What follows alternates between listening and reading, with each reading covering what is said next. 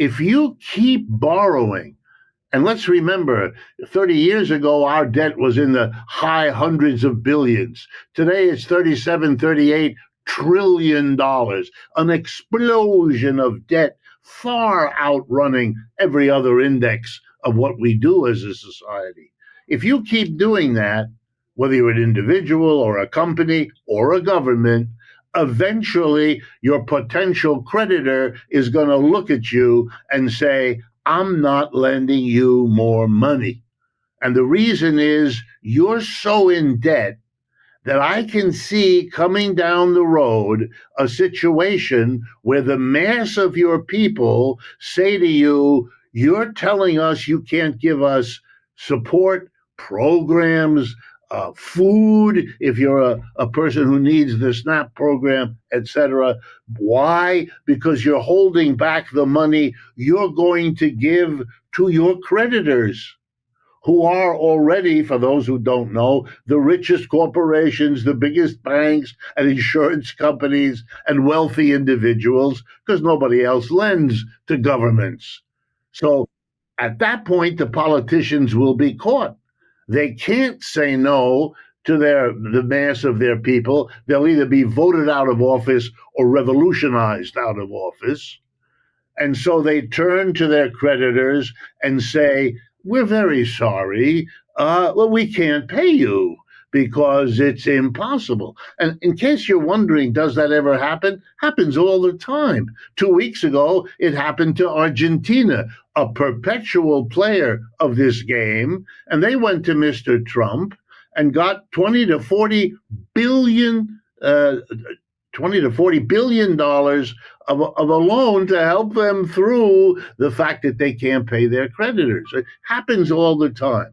And by the way, the United States has been downgraded as a borrower. We used to have what's called AAA rating. There are three companies in the world, all American, who decide how creditworthy governments and companies are. One is called Standard and Poor, another one is called Moody's, and a third one is called Fitch. All three of them have downgraded the United States from a triple A rating, the highest you can get, which we used to have, and now we have a double A. Are there other countries in the world that have triple A? You bet.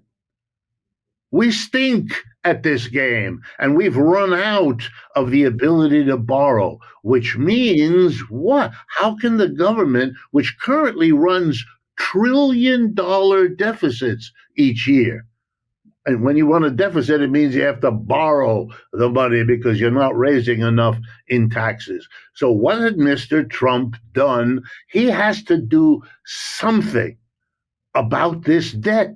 It can't keep going up this way because we're getting very close. By the way, a few years ago, the head of Britain, Liz Truss, about to become prime minister, became prime minister, lost her job within weeks because she proposed another budget for Britain, which borrowed even more money, and the banks, British and foreign, said to her, no. And she collapsed. Her government fell apart, and she's gone from the political scene. So this is getting closer and closer to the American situation. Now, Mr. Trump has to try to do something about this because otherwise he will not be tolerated, not even by the corporations and the banks who otherwise he serves. So notice what he did, and that will get us to what the shutdown was all about. The first thing he did on getting into office this time was to give the corporate sector an enormous tax cut. The perpetuation of the first one he gave during his first presidency, and additional benefits to corporations and the rich. The first thing he did. Now, that doesn't make the problem better. That makes the problem worse because you're taking less money from the corporate sector, means your deficit, assuming you're going to spend the same, you have less money coming in. What is the second thing he does? Aha, a surprise, a little different. Kind of clever, unless it all collapses on him, which it may do later this week. The second thing he does is the tariff program. He's going to raise money for the government by making every American company that imports goods and services pay a tax to Washington. He talks to this day as though the tariff is an act against foreigners. I'm tariffing China. No, you're not. The American government can't tax anybody who isn't an American. Just like we are not taxed by the King of Belgium or the Prime Minister of Nigeria or anybody else. Taxing is something a government can only do to its own people. So when he talks, however, he wants to kind of slide it through. There comes the flim flam man. Make Americans feel as though we're doing it to them. It hurts those companies because it's going to cut back on consumption here because we don't want to pay the tax. But the tax goes to Washington. And corporations are paying the tax. If you have a cup of coffee, there's tax being paid on that coffee. If you drink a bottle of French wine, you're paying a tax for that wine, or you have a piece of Japanese electronics, and so forth. So Mr. Trump is raising money. People who lend to the government will be impressed. Oh, at least he's raising. But they're not very impressed because the money he's raising with the tariff is negated by the tax cut he gave a few weeks earlier. So the corporate sector doesn't complain about the tariffs because they got the payoff beforehand. But what are the companies doing that have to pay the tariff? Step by step, they're doing what they always do, is pass the cost of that tax they have to pay to Washington onto you and me in retail price increases. They're simply so the wholesaler who brings in the French wine is charging more to your neighborhood liquor store if you want to buy a bottle of wine there because you're going to have to pay that tax. The importer doesn't want to do it. So what is happening here? We are all getting screwed, which is why the inflation is not coming down. We continue to have a serious inflation. But now here we get to the good part. What is the theatric to show the creditors, given what I've just told you, it is a serious effort on Mr. Trump's part to deal with our deficits.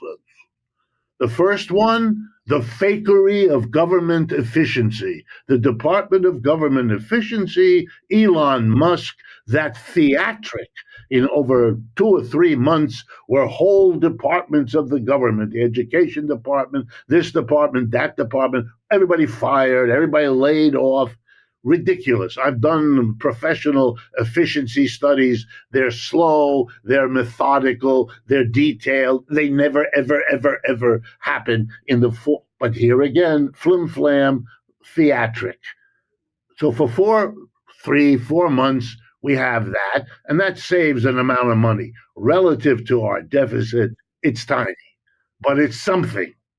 But then it runs into trouble because it's causing backlash, lawsuits. It's kind of crumbling. They need something else. The shutdown of the government. Why? Because they don't have to spend money. It's a saving. Hence all the remarks. We may never pay you. The people on furlough may never get the money back. They may get some of the and you know something, now that that's been voted to end with the caving of the 8 Democratic senators, the flim flam man is busily working on the next iteration of something that symbolizes that he is not going into debt as much. I have to tell you though, it's desperate time because what he's raising with the tariffs and what he saved with the government shutdown is still way short of dealing with the size of the deficit that has built up into our national debt over 30 years. So if you're picking up a sense that the man and his government are desperate, that's right. That's the one clear thematic through it all. Desperate efforts to cope with problems having been kicked down the road way bigger than what he can do.